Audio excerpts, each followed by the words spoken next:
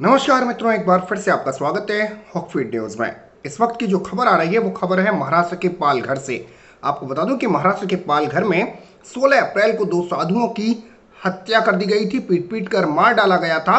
और इस मामले में महाराष्ट्र सरकार अब तक लीपापोती कर रही है।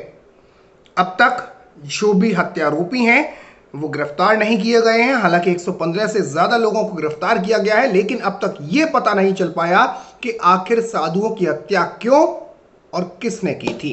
तो ये बड़ा सवाल है। लेकिन आपको बता दूं कि इस मामले में अब एक चौंकाने वाला खुलासा हुआ है, और ये खुलासा क्या है वो आपको बताऊंगा।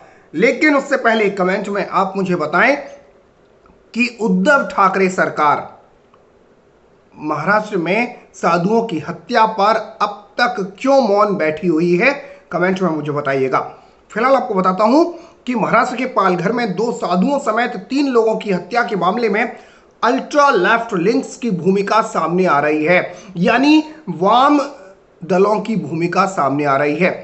खबर यह आ रही है कि टाइम्स नाउ की एक रिपोर्ट में बताया गया है कि महाराष्ट्र सरकार इसे महज एक गलतफहमी से हत्या साबित करने का प्रयास कर रही है, यानी यह हत्या जो है वो गलतफहमी से हो गई थी।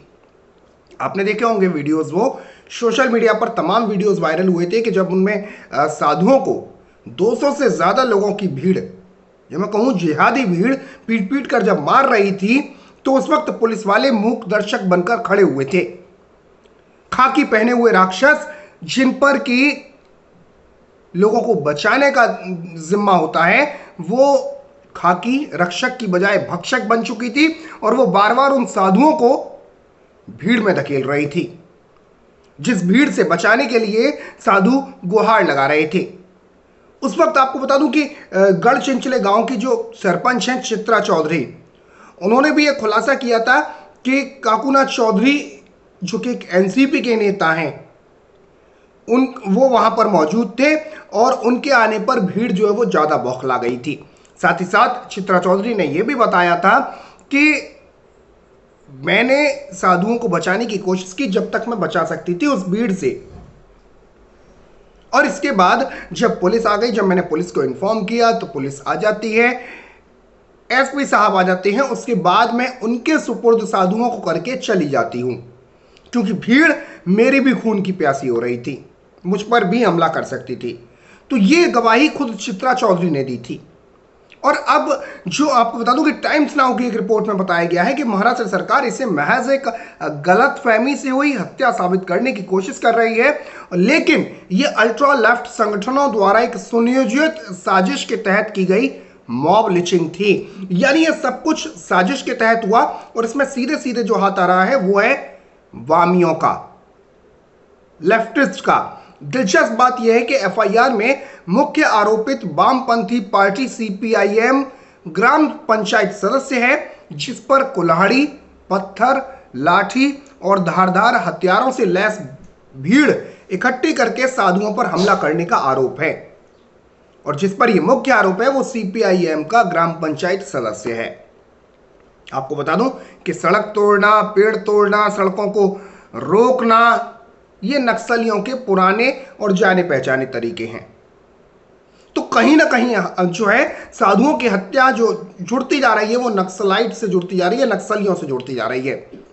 आपको बता दूं नक्सली भी 2 तरीके के होते हैं, आपने देखा, एक तो नक्सली वो जो बंदूक उठाते हैं, दूसरे नक्सली अर्बन नक्सल जो कलम से, वो सिर्फ उनमें फर्क ये होता है कि वो बंदूक नहीं उठाते, लेकिन जहन में विचार वैसे ही होते हैं। जैसा आपने देखा कि भीमा कोरेगांव केस, वो भी महाराष्ट्र से जुड़ा हुआ है। भीमा कोरेगांव केस में भी सीधे सीधे नक्सलियों से तार जुड़ रहे थे, और अब गढ़चिंचले गांव की घटना, पालघर की घटना सीधे सीधे कहीं ना कहीं इशारा करती है कि ये पूरी जो घटना है उसके पीछे ईसाई मिशनरीज और ये वामीय अल्ट्रा लेफ्ट समूह है। आपको बता दूं कि टाइम्स नाउ के इस खुलासे के बाद सोशल मीडिया पर भी लोगों ने वामपंथी गुटों के इस हत्या से जुड़े होने अनुमान को सही बताया है, और उनका कहना है कि यही वजह है कि वामपंथी इस घटना के खिलाफ आवाज उठाने वाले रिपब्लिक भारत न्यूज चैनल के पत्रकार अर्नब गोस्वामी के पीछे पड़े हुए हैं। दरअसल आपको याद ही होगा कि अर्नब गोस्वामी ने सोनिया गांधी का असली नाम लेकर, सोनिया गांधी का असली नाम, असली काम नहीं, असली नाम लेकर, एंटोनियो माइनो, उनसे यह सवाल पूछ लिया था कि आखिर आप पालघर के मामले पर चुप क्यों हो। यह सवाल मित्रों इसलिए जायज था क्योंकि बाटला हाउस एनकाउंटर, जहां पर आतंकवादियों को ठोका गया, 72 हूरों के पास पहुंचा दिया गया दिल्ली का, उसमें सोनिया गांधी की आंखों से आंसू निकल आते हैं। हाँ, ये आतंकवादी क्यों मार दिए, ये तो मेरे लाल थे। लेकिन साधुओं की हत्या पर सोनिया गांधी के मुंह से एक शब्द नहीं निकलता, और उसको लेकर ही अर्नब गोस्वामी ने सवाल पूछ लिया था सोनिया गांधी का असली नाम लेते हुए। लेकिन इस पर पूरी कांग्रेस अर्नब गोस्वामी के पीछे पड़ गई। चमचों ने कह दिया कि हाँ, हमारी माता का तिरस्कार कैसे कर दिया।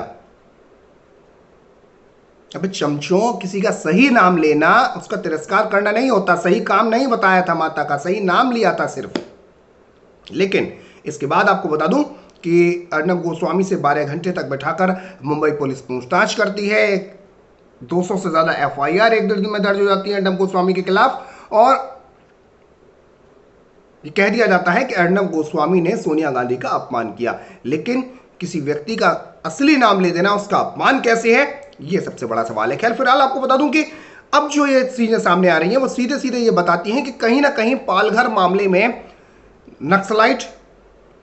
नक्सली हाथ जुड़े होने की संभावना है, बामियों का हाथ जुड़े होने की संभावना है। साथ ही साथ ईसाई मिशनरीज का नाम भी सामने आ रहा है। मित्रों, आपको बता दूं कि विश्व हिंदू परिषद ने राष्ट्रपति रामनाथ कोविंद को लिखी चिट्ठी में यह साफ लिखा है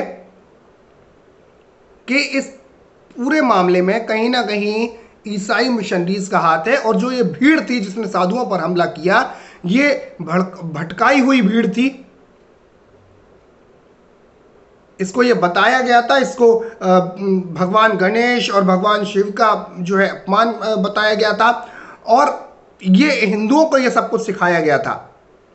तो ये भटकी हुई भीड़ थी और जिसने हमला किया साधुओं पर। आपको बता दूं कि इस मामले में अब तक, आपको बता दूं कि इससे पहले भी एक खबर सामने आई थी कि 110 आरोपियों में से एक 55 साल का जो आरोपी था वो कोरोना पॉजिटिव पाया गया है, और ये मैं खबर आप तक लेकर आया था।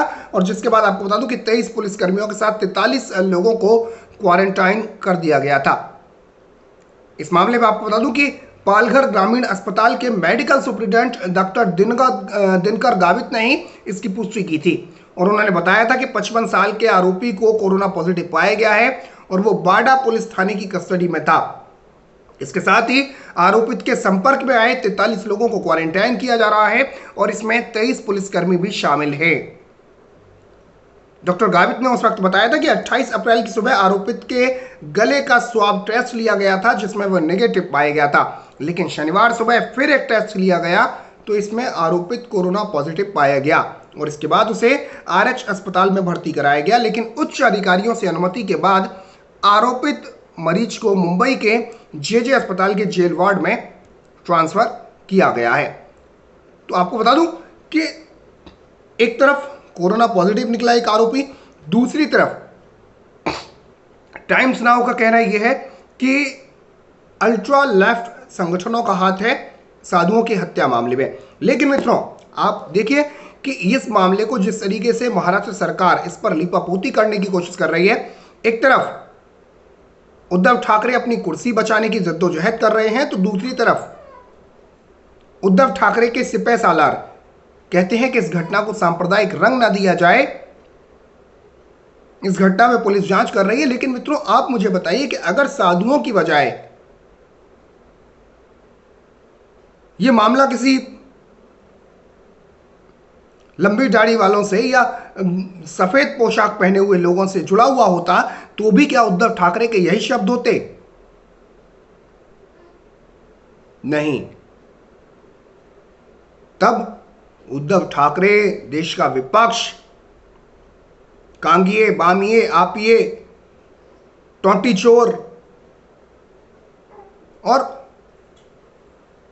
पत्तलकार, जो खुद के पत्रकार होने का दावा ठोंकते हैं और खुद को निष्पक्ष बताने का ढोंग रखते हैं, डिजाइनर पत्रकार ब्लैक स्क्रीन कर जाते हैं, ये छाती ठोंकना शुरू कर देते, बिलाप करना शुरू कर देते,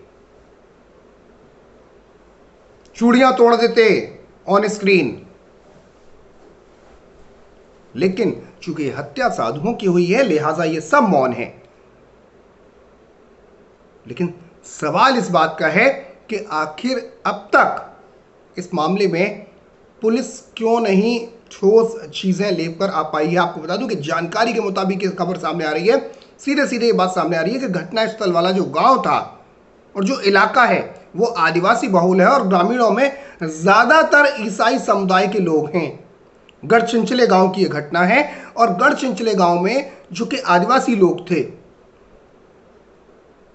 ईसाई मिशनरीज के टारगेट पर जिस तरीके से आपने देखा होगा कि पिछले दिनों कई खबरें आई थी, लगातार ये खबरें चल रही रहती हैं कि गरीब और आदिवासी तबके के जो लोग हैं वो इन मिशनरीज के निशाने पर रहते हैं और वहीं से ये माना जा रहा है कि इनको ईसाई बनाया गया और ये ईसाई लोग हैं।